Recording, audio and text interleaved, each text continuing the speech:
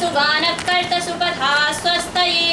ॐ य ईशिरे भुवनस्य प्रचेतसो विश्वस्य स्थातुर्जगतश्च मन्तवः तेन कृतादेन सस्पर्यद्या देवासः पिप्रिता स्वस्तये। ॐ हरीष्विन्द्रं सुहवं हवामहें होमुजं सुकृतं दैव्यं जनम् अग्निं मित्रं वरुणं सातये भगं द्यावा पृथिवी मरुतः स्वस्तये। ॐ सुत्रामाणं पृथिवीं न्यामनेहसं सुशर्माणमदितिं सुप्रणीतिं दैवीं नावं स्वरित्रामनागसमस्रवन्तीं मारुहेमा स्वस्तये। ॐ विश्वे यजत्रा अधिवोचतो तयेत्रा यध्वं नो दुरेवाय अभिहृतः सत्ययावो देवहूत्याहुवेम शृण्वतो देवा अवसे स्वस्तये। ॐ अपामी वामपविश्वामनाहुतिमपारातिं दुर्विदत्रामघायतः आरे देवाद्वेषो अस्मद्युयोतनोरुणः शर्म यच्छता स्वस्तये। ॐ अरिष्टः समर्थो विश्व एधते प्रजाभिर्जायते धर्मणस्परि यमादित्यासो नयथा सुनीतिभिरति विश्वानि दुरिता स्वस्तये। ॐ यं देवासो वधवाजसादौ यं शूरसादामरुतो हिते धने प्रातर्यामाणं रथमिन्द्रसानसि मरिष्यन्तमारुहेमा स्वस्तये। ॐ स्वस्ति नः पथ्यासु धन्वसु स्वस्त्यप्सुजने स्वर्वति स्वस्ति नः पुत्रकृतेषु योनिषु स्वस्तिराये मरुतो दधातना। ॐ स्वस्ति रिद्धिप्रपथे श्रेष्ठारेक्नस्वत्यभियावाममेति सानो अमासो अरणे निपातु स्वावेशा भवतु देवगोपा। ॐ इषेत्वोर्जित्वावायवस्थदेवो वत्सविता प्रार्पयतु श्रेष्ठतमाय कर्मण आप्यायध्वमग्न्या इन्द्राय भागं प्रजावतीरनमीवा अयक्ष्मा मा वस्तेन ईशतमाघशंसो ध्रुवा अस्मिन् गोपतौ स्यादवः वीर्यजमानस्य पशून् पाहि। ॐ मानो भद्राः क्रतवो यन्तु विश्वतो दब्धासो अपरीतास उद्भिदः देवानो यथा सदमिद्वृधे असन्नप्रायुवो रक्षितारो दिवे दिवे। ॐ देवानां भद्रासु मतिर्ऋजूयतां देवानां रातिरभिनो निवर्ततां देवानां सख्यमुपसेदिमा वयं देवान आयुप्रतिरन्तु जीवसे। ॐ तमीशानं जगतस्तस्थुषस्पतिं धियं जन्ममवसे भूमहे वयं पूषानो यथा वेदसामसद्वृधे रक्षिता पायुरदब्धः स्वस्तये। ॐ स्वस्ति न इन्द्रो वृद्धश्रवाः स्वस्ति न पूषा विश्ववेदाः स्वस्ति नस्तार्क्ष्यो अरिष्टनेमिः स्वस्ति नो बृहस्पतिर्दधातु। ॐ भद्रं कर्णेभिः शृणुयाम देवा भद्रं पश्येमाक्षभिर्यजत्राः स्थिरैरङ्गैस्तुष्टुवां सस्तनूभिर्व्यशेमहि देवहितं यदायुः। ॐ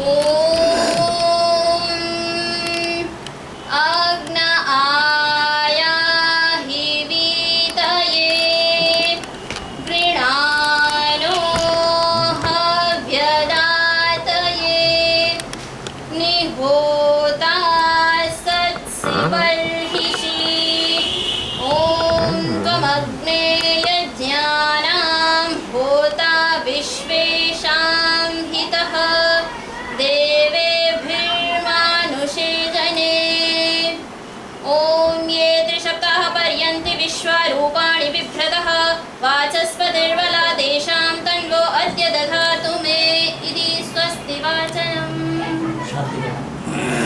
अथ शांतिकरणम्। मैं असल में हुआ ये 12:15 तो ठीक 12 बजे यज्ञ नहीं करना चाहिए। सूरज जब ना निकले तो यज्ञ नहीं करना चाहिए। सूरज जब डूब जाए तो यज्ञ नहीं करना चाहिए। तो आर्य समाज में भी सब विवाह संस्कार होते सब रात को 12:59 में सब अवैधिक तरीका है। इसीलिए मैं 15 मिनट हुआ है, 15 मिनट और चाहिए। अथ शांतिकरणम्। ॐ शन्न इन्द्राग्ने भवतामवोभिः शन्न इन्द्रावरुणारातः हव्याशमिन्द्रा सोमा सुविता यशंयो शन्न इन्द्रापूषणा वाजसादौ। ॐ शन्नो भगश्शमुनः शंसो अस्तु शन्नः पुरन्धिः शमुसन्तु रायः शन्नः सत्यस्य स्वयमस्य शंसः शन्नो अर्यमा पुरुजातो अस्तु। ॐ शन्नो धाता शमुधर्तानो अस्तु शन्न उरूची भवतु स्वधाभिः शं रोदसी बृहति शन्नो अद्रिः शन्नो देवानां सुहवानि सन्तु। ॐ शन्नो अग्निर्ज्योतिरनीको अस्तु शन्नो मित्रावरुणावश्विनाशं शन्नः सुकृतां सुकृतानि सन्तु शन्न शन्न इशिरो अभिवातो वातः ॐ शन्नो द्यावा पृथिवी पूर्वभूतौ शमन्तरिक्षं दृशयेनो अस्तु शन्न ओषधीर्वनिनो भवन्तु शन्नो रजसस्पतिरस्तु जिष्णुः ॐ शन्न इन्द्रो वसुभिर्देवो अस्तु क्षमादित्येभिर्वरुणस्तु शंसः शन्नो रुद्रो रुद्रेभिर्जलाशः शन्नस्त्वष्टाग्नाभिः शृणोतु ॐ शन्नः सोमो भवतु ब्रह्म शन्नः शन्नो ग्रावाणः शंसन्तु यज्ञाः शन्नः स्वरूणामितयो भवन्तु शन्नः प्रस्वशं वस्तु वेदिः ॐ शन्नः सूर्य उरुचक्षा उदेतु शन्नश्चतस्रः प्रदिशो भवन्तु शन्नः पर्वता ध्रुवयो भवन्तु शन्नः सिन्धवः शमुसन्त्वापः ॐ शन्नो अदितिर्भवतु व्रतेभिः शन्नो भवन्तु मरुतस्वर्काः शन्नो विष्णुः शमुपूषानो अस्तु शन्नो भवित्रं शं वस्तु वायुः ॐ शन्नो देवः सविता त्रायमाणः शन्नो भवन्तु शसो विभातीः शन्नः पर्जन्यो भवतु प्रजाभ्यः शन्नः क्षेत्रस्य पतिरस्तु शम्भुः ॐ शन्नो देवा विश्वदेवा भवन्तु शं सरस्वती सहधीभिरस्तु शमभिषाचः शमुरादिशाचः शन्नो दिव्याः पार्थिवाः शन्नो अप्याः ॐ शन्नः सत्यस्य पतयो भवन्तु शन्नो अर्वन्तः शमसन्तु गावः शन्न ऋभवः सुकृतः सुहस्ताः शन्नो भवन्तु पितरो हवेषु ॐ शन्नो अज एकपात् देवो अस्तु शन्नो हिर्वज्ञशन् समुद्रः शन्नो अपां नपात्पेरुरस्तु शन्नः प्रश्निर्भवतु देवगोपा ॐ इन्द्रो विश्वस्य राजति शन्नो अस्तु द्विपदे शञ्चतुष्पदे ॐ शन्नो वातपवता शन्नस्तवतु सूर्यः शन्नः कनिकृतद्देवः पर्जन्यो अभिवर्षतु ॐ महानिशं भवन्तु नः शं रात्रिप्रतिधीयतां शन्न इन्द्राग्नी भवतामवोभिः शन्न इन्द्रावरुणारातहव्या शन्न इन्द्रापूषणावाजसातौ शमिन्द्रा सोमा सुविताय संयोः ॐ शन्नो देवीरभिष्टया आपो भवन्तु पीतये संयोरभिस्रवन्तु नः ॐ द्यौः शान्तिरन्तरिक्षं शान्तिपृथिवी शान्तिरापः शान्तिरोषधयः शान्तिः वनस्पतयः शान्तिर्विश्वे देवाः शान्तिर्ब्रह्म शान्तिः सर्वं शान्तिः शान्तिरेव शान्तिः सामा शान्तिरेधि ॐ तच्चक्षुर्देवहितं पुरस्तात् शुक्रमुच्चरत् पश्येम शरदशतं जीवेम शरदशतं शृणुयाम शरदशतं प्रब्रवाम शरदशतमदीनास्याम शरदशतं भूयश्च शरदशतात् ॐ यज्जाग्रतो दूरमुदैति दैवं तद् सुप्तस्य तथैवैति दूरङ्गमं ज्योतिषां ज्योतिरेकं तन्मे मनः शिवसङ्कल्पमस्तु ॐ येन कर्माण्यपसो मनीषिणो यज्ञे कृण्वन्ति विदधेषु धीराः यदपूर्वं यक्षमन्तः प्रजानां तन्मे मनः शिवसङ्कल्पमस्तु ॐ यत्प्रज्ञानमुतचेतो धृतिश्च यज्ञोतिरन्तरमृतं प्रजासु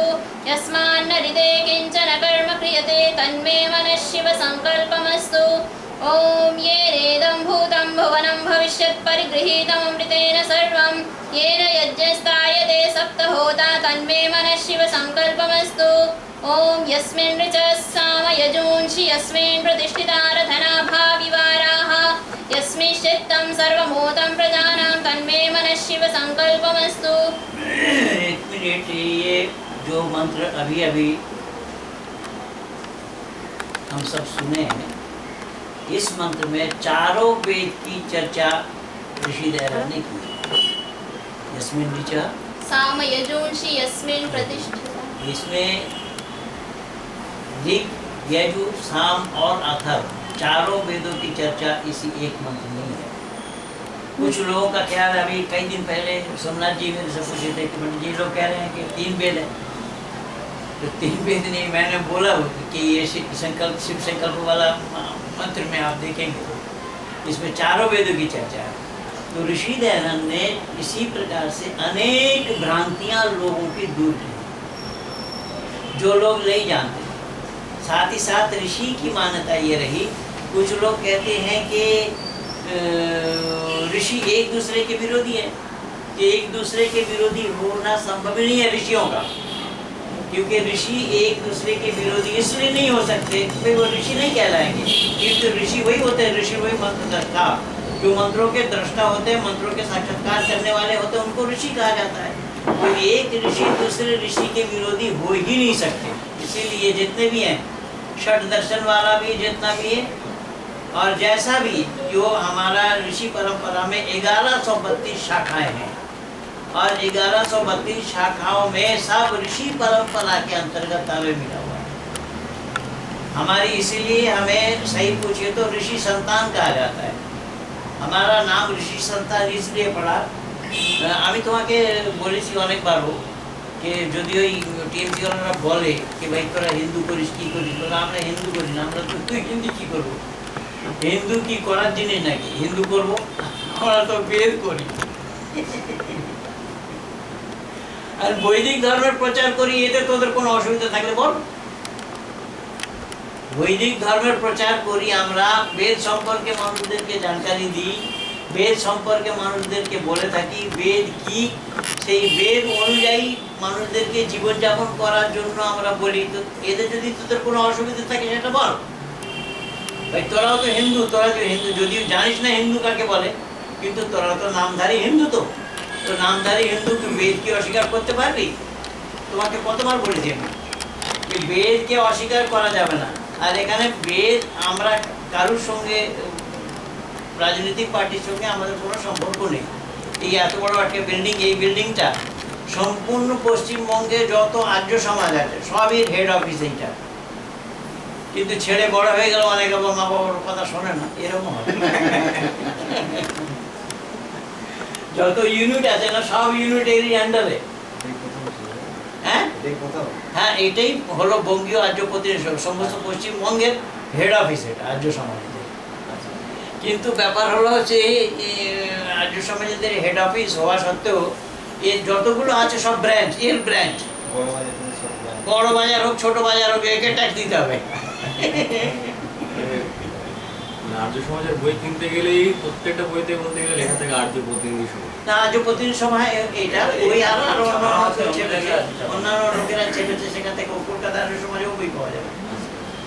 কিন্তু যত ইউনিট আছে সব ট্যাক্স দিতে হবে একে, হ্যাঁ 10% দিতে হবে। কিন্তু অনেকে ঠেঙা দেখায়, দেবো না। বড় হয়ে গেলে ঠিকই। হ্যাঁ, তো বললাম না, ছেলের বড় হয়ে গেলে বাবার কথা শোনে না।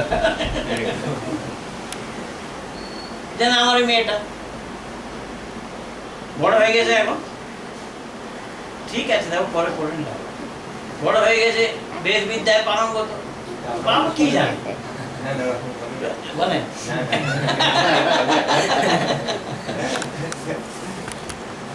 তো যাই হোক।